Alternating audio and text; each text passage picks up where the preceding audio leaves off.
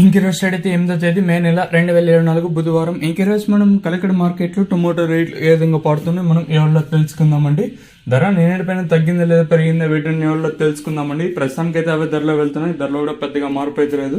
ఇంకా ఇవ్వడం లైక్ చేయకుండా అలాగే ఛానల్ సబ్స్క్రైబ్ చేసుకోకుండా చూసుకుంటే వెంటనే లైక్ ప్లస్ సబ్స్క్రైబ్ చేసుకోండి. ఇంకా విషయానికి వస్తే తెలిసిన కలకడ మార్కెట్ అయితే కేవలం 15 కిలోల బాక్సులు మాత్రమే అంటే వేలం పాటలు కూడా ప్రారంభమయ్యాయి. ఇప్పుడెప్పుడే ప్రారంభమయ్యాయి.